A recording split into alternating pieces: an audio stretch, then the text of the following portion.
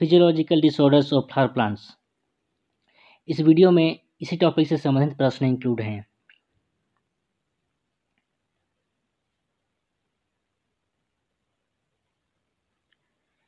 इस वीडियो को लाइक करें, शेयर करें और सब्सक्राइब करें।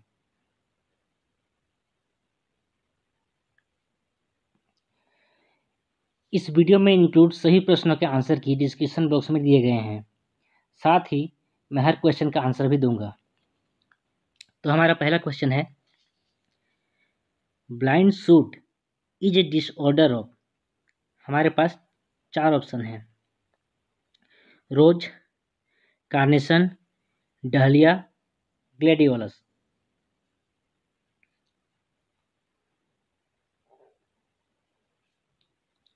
तो हमारे पहले क्वेश्चन का आंसर है नंबर 1, रोज। अभी ब्लाइंड सूट होता क्या है? गुलाब के पौधे में जो सूट निकलता है वो लगातार ग्रो करते जाता है और उसमें फूल बनने या फूल निकलने की या फूल खिलने की प्रक्रिया हो नहीं पाती। इस तरह के सूट को ब्लाइंड सूट कहा जाता है। और इसके जो मेन रीजंस हैं वो हैं फ्रोस्ट, हाई टेम्परेचर और हाई लेवल ऑफ CO2। दूसरा क्वेश्चन देखते हैं, proliferation of petals in carnation is related with first sleepiness, curly tip, calyx splitting या fourth none of the above।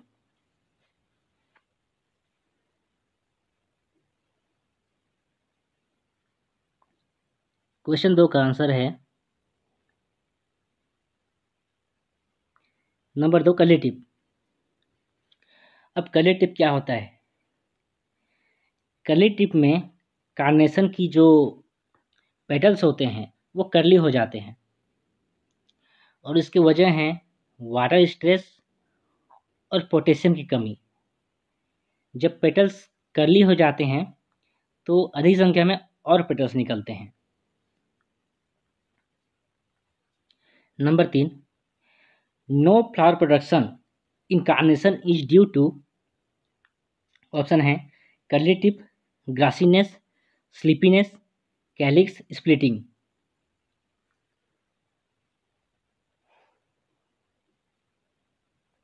Question 3, इसका आंसर है ग्रासीनेस। कार्नेशन में ग्रासीनेस एक ऐसी स्थिति है जिसमें कार्नेशन के पौधे, उनकी जो अपीयरेंस होती है वो घास के समान होती है। इसी कारण इसे ग्रासीनेस कहा जाता है और इसका कारण है excess use of nitrogen, excessive use of nitrogen. Number 4, flower sensitive to ethylene. अब यहाँ पे 4 ऑप्शन हैं, पहला रोज, दूसरा ऑर्किड, तीसरा लिली और चौथा कार्नेशन। ये जो क्वेश्चन है ये काफ़ी इम्पोर्टेंट है और कई बार कई एग्जाम्स में पूछे जा चुके हैं जो कृषि से संबंधित हैं। तो इस क्वेश्चन नंबर 4 का जो आंसर है वो है कार्नेशन। ये याद रखने वाला क्वेश्चन है और इसका आंसर भी याद रखा जाना बहुत ज़रूरी और महत्वपूर्ण है। नंबर 5 की तरफ बढ़ते हैं, मैनेजमेंट ऑफ ब्लाइंड सूट, रोज का। तो मैनेजमेंट की क्या प्रक्रियाएं हैं उसके ऑप्शन दिए हुए हैं। पहला, maintaining light intensity, maintaining high CO2 या फिर दोनों, या मेंटेनिंग एथिलीन। ये जो पहला नंबर का जो क्वेश्चन था उसके आधार पर इस क्वेश्चन का आंसर बहुत आसान है और इसका आंसर है number 3, both A and B। हम देखेंगे छठवां question, which is not a physiological disorder of chrysanthemum. Option है quilling of petals, crooked neck, bleached petals and bud blast.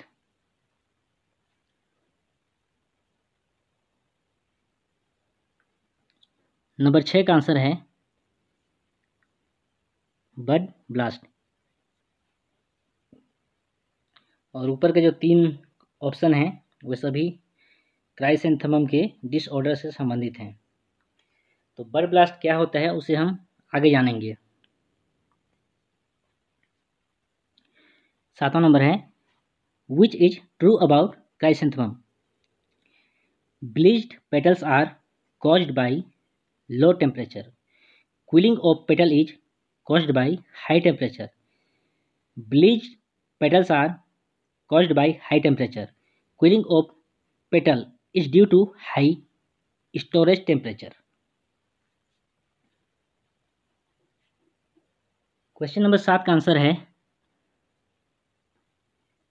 Number 3 bleached petals. Bleached petals में chrysanthemum के petals light colour के हो जाते हैं, मतलब हल्के कलर के हो जाते हैं। अब हम बढ़ेंगे क्वेश्चन 8 की तरफ।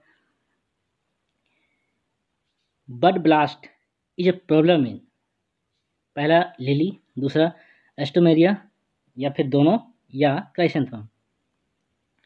पहले हम जानते हैं बड ब्लास्ट क्या होता है। जो फूल वाले पौधे होते हैं उनमें जो बड बनते हैं वो नॉर्मल तरीके से खिलते हैं, लेकिन बड ब्लास्ट की स्थिति में ये बड नॉर्मल तरीके से न खुलकर एबनॉर्मल तरीके से खुलते हैं और इसके कई फैक्टर्स हो सकते हैं और फूल की अलग अलग प्रजाति में इसके अलग अलग फैक्टर्स होते हैं। लेकिन जो यहाँ हमारा आंसर है वो है बोथ ए एंड बी, मतलब लिली और एस्टोमेरिया दोनों में बड ब्लास्ट की समस्या होती है और इसका कारण है हाई टेम्परेचर।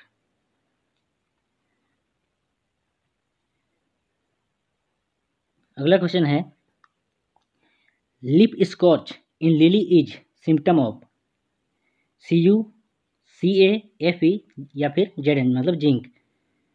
तो इसका आंसर है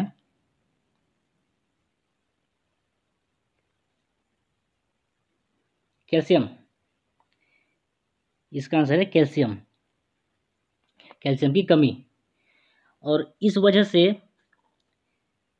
पौधे में ईयर का मूवमेंट जो है बढ़ जाता है, ऐसी स्थिति आती है यहाँ पर।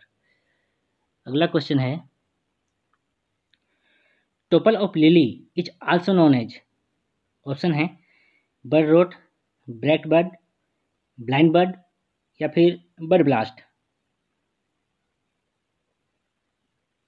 तो नंबर 10 का आंसर है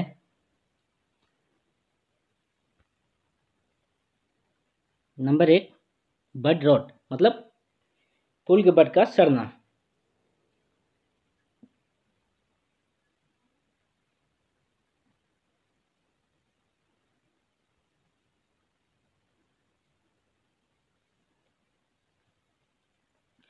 क्वेश्चन 11 है fluoride injury is related with carnation, gerbera, chrysanthemum या फिर ग्लैडियोलस।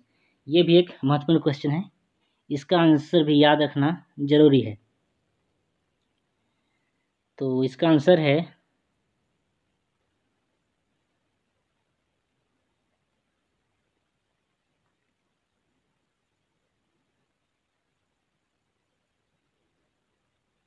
ग्लैडियोलस, मतलब ऑप्शन 4। अब ये क्यों होता है उसको जानते हैं। जब हम लोग सुपर फास्फेट का हैवी एप्लीकेशन करते हैं उस स्थिति में फ्लोराइड इंजरी ये ग्लैडियोलस में हो जाता है। अब 12वां क्वेश्चन देखते हैं sensitive variety to fluoride injury is, कौन सा वेराइटी है? क्या वो ट्रॉपिक सी है या स्नो प्रिंसेस है या प्रिसिला है या फिर इंद्रानी है? इसका आंसर है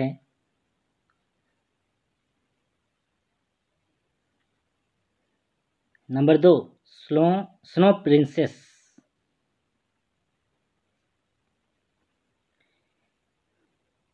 क्वेश्चन नंबर 13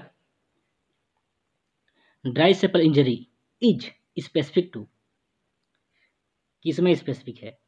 एंथोरियम में है या एस्टर में है या ऑर्किड में है या लिली में है?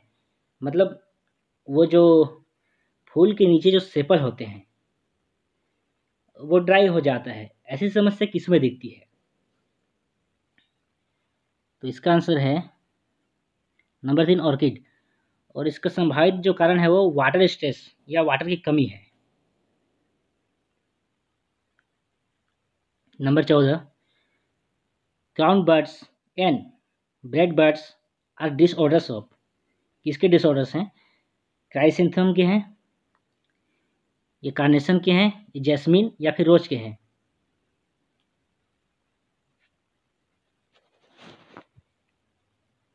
इसका आंसर है नंबर 1 क्राइसेंथेमम।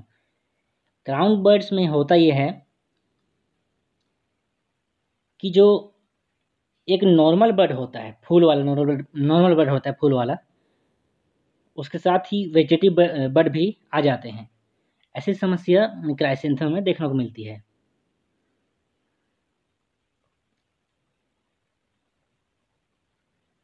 अगला, negative geotropism is seen in gladiolus, rose, chrysanthemum या लोटस। अब ये नेगेटिव जियोट्रॉफिज्म होता क्या है?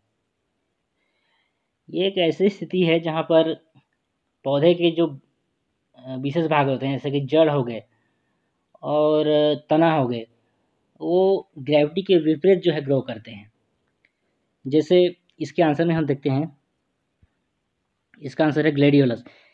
वहाँ पर क्या होगा, ग्लेडियोलस का जो तना है वो नीचे की ओर, तना ऊपर की ओर ग्रोथ करेगा। इस कारण से जो फूल है वो नीचे की तरफ बेंड कर जाएगा।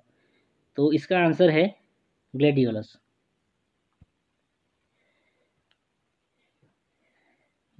यहाँ पे आप देख रहे हैं 2 वेबसाइट के लिंक दिए हुए हैं। पहला वाला वेबसाइट और दूसरा वाला वेबसाइट है, 2 वेबसाइट दिए हुए हैं। तो जो पहला वाला वेबसाइट है वहाँ पर आपको फ्लोरिकल्चर के 130 से ज़्यादा क्वेश्चन मिलेंगे, और जो दूसरा वेबसाइट है यहाँ पर आपको फ्लोरिकल्चर के 50 क्वेश्चन मिलेंगे। और साथ ही दूसरे वाले वेबसाइट में आपको ऑनलाइन मॉक टेस्ट का भी ऑप्शन होगा।